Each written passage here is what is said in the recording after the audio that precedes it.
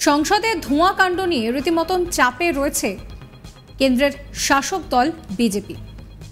প্রধানমন্ত্রী নরেন্দ্র মোদী সংসদে হামলার ঘটনায় এবার প্রথমবার মুখ খুললেন।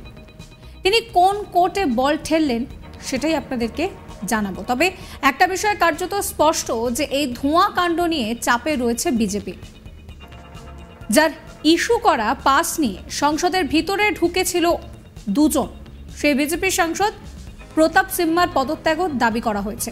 এই পরিস্থিতিতে এবার মুখ খুললেন প্রধানমন্ত্রী নরেন্দ্র মোদী। সংসদের নিরাপত্তার ফাঁক ফোকরের ঘটনায় প্রথম প্রতিক্রিয়া দিয়েছেন নরেন্দ্র মোদী। তিনি বলেন যে সংসদ কমপ্লেক্সে যে ঘটনা ঘটেছে তা যথেষ্ট উদ্বেগজনক এবং এর গভীরে যাওয়া প্রয়োজন। তাই এই ঘটনার কঠোর তদন্ত করছে তদন্তকারী সংস্থাগুলি। পাশাপাশি প্রধানমন্ত্রী বলেন যে এই ধরনের বিষয়ে বিতর্ক বা প্রতিরোধ এড়িয়ে চলতে হবে। প্রধানমন্ত্রী মোদী একটি হিন্দি সংবাদপত্রকে দেওয়া সাক্ষাৎকারে বলেছেন, সংসদে যে ঘটনা ঘটেছে তার গুরুত্বকে একেবারেই অবমূল্যায়ন করা উচিত নয়। তাই স্পিকার স্যার গুরুত্বপূর্ণ বিষয়টাকে দেখুক এবং সেটা দেখে পদক্ষেপও নেওয়া হচ্ছে। তদন্তকারী সংস্থাগুলি কঠোরভাবে তদন্ত করছে। এর পিছনে কি কারণ এবং তাদের উদ্দেশ্য কি, এর গভীরে যাওয়া সমান গুরুত্বপূর্ণ।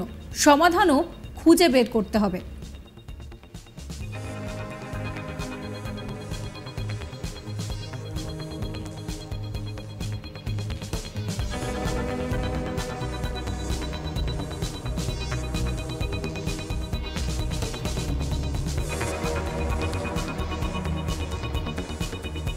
নরেন্দ্র মোদী আরও বলেন যে প্রত্যেকেরই উচিত এই ধরনের বিষয়ে বিতর্ক বা প্রতিরোধ এড়ানো। সংসদে জঙ্গি হামলার বার্ষিকীতে ঘটা করে এই নিরাপত্তা গাফিলতি নিয়ে বিরোধী দলগুলি সরকারকে ক্রমাগত আক্রমণ করছে এবং দুদিন ধরে সংসদে যে কার্যক্রম সেই কার্যক্রমও কিন্তু হচ্ছে না। তাদের দাবি, প্রথমে কেন্দ্রীয় স্বরাষ্ট্রমন্ত্রী অমিত শাহকে এই বিষয়ে উভয় কক্ষে বিবৃতি দিতে হবে এবং তারপর সংসদের নিরাপত্তা নিয়ে আলোচনা করতে হবে। প্রসঙ্গত 13ই ডিসেম্বর বুধবার দেশ যখন সংসদে জঙ্গি হামলার বার্ষিকী উদযাপন করছিল, একই দিনে সংসদের মধ্যে ঢুকে পড়েন দুজন।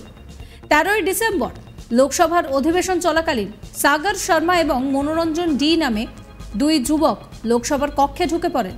তাদের কাছে ছিল রং বোমা। তার মাধ্যমে সভা কক্ষের মধ্যে হলুদ ধোঁয়া ছড়িয়ে আতঙ্কের পরিবেশ তৈরি করেন তারা। কয়েক মিনিটের মধ্যেই তাদের ধরে নিরাপত্তারক্ষীদের হাতে তুলে দেওয়া হয়। গ্রেফতার করা হয় দুজনকে।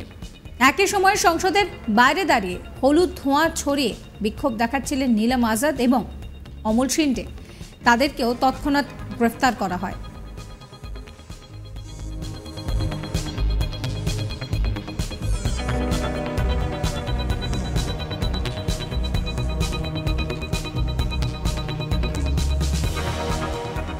বুধবার রাতে এই ঘটনার সঙ্গে যুক্ত থাকার সন্দেহে গুরুগ্রাম থেকে গ্রেফতার করা হয় বিশাল শর্মা নামে আরও এক যুবককে। এদিকে বৃহস্পতিবার 14ই ডিসেম্বর রাতেই দিল্লির কর্তব্যপথ থানায় আত্মসমর্পণ করেন ঘটনার মূল অভিযুক্ত ললিত ঝা। এরপরই পুলিশ তাকে গ্রেফতার করে। এ নিয়ে সংসদ হানার ঘটনায় গ্রেফতারের সংখ্যা হয়ে দাঁড়ালো 6। বুধবার থেকেই পুলিশ ললিতকে খুঁজছিল। পুলিশ জানাচ্ছে যে বৃহস্পতিবার রাতে ললিত নিজেই দিল্লির কর্তব্যপথ এলাকার থানায় গিয়ে আত্মসমর্পণ করে।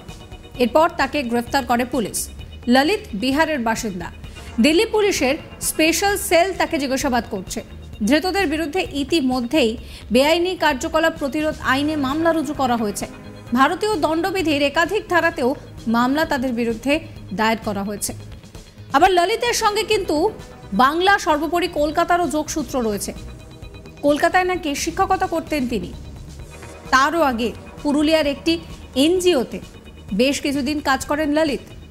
সংসদ হানার ভিডিও রাজ্যের বিভিন্ন জায়গায় তিনি পাঠান। তার মধ্যে তিনি হালি শহরের নীলাক্ষ আইচকে ভিডিও পাঠিয়েছিলেন।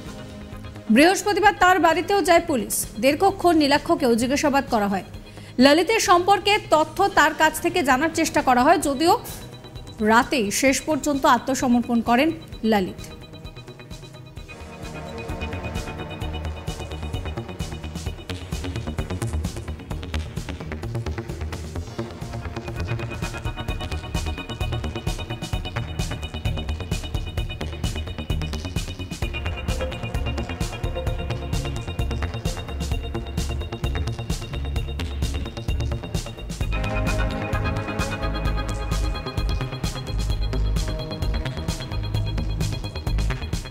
নীলাক্ষ আইচ তিনি জানিয়েছেন যে কলকাতায় একটি অনুষ্ঠানে তার সঙ্গে প্রথম দেখা হয়েছিল ললিতের।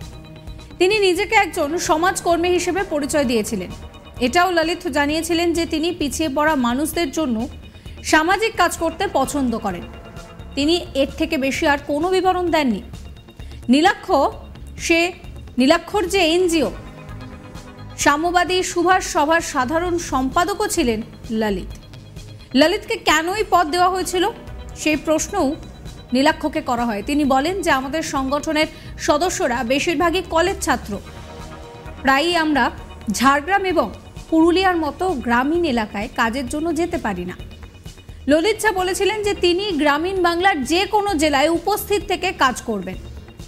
জানা গিয়েছে সংসদে হানার ঘটনার দিন ভিডিও করে রাজস্থানে চলে যান ললিত। সেখানে গিয়ে এক বন্ধুর সঙ্গে তিনি দেখা করেন। এরপর সেই রাতেই হোটেল ফিরে আসেন আবার। কিন্তু এরপর ললিত জানতে পারেন যে সংসদ হানার ঘটনায় পুলিশ তাকে খুঁজছে।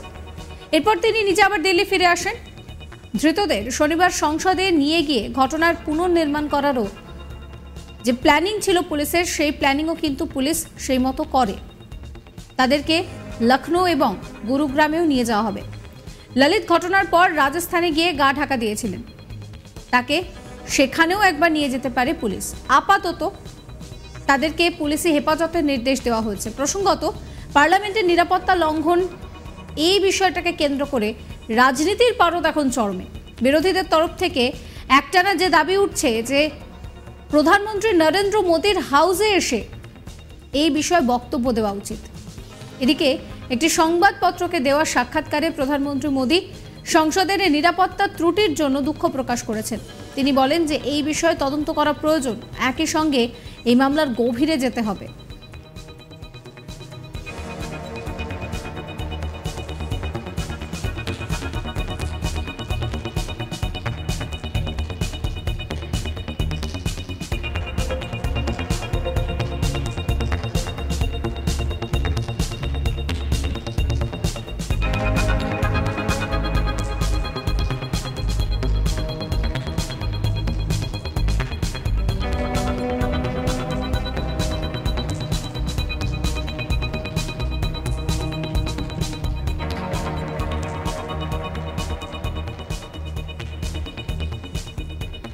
এই ভিডিও সম্পর্কে আপনাদের মতামত অবশ্যই কমেন্ট করে জানাবেন। কমেন্ট সেকশন খোলা রয়েছে আপনাদের জন্য। আর সমস্ত খবরের আপডেটের জন্য সাবস্ক্রাইব করবেন আজ তাক বাংলার ইউটিউব চ্যানেলকে, ফলো করবেন আজ তাক বাংলার হোয়াটসঅ্যাপ চ্যানেল।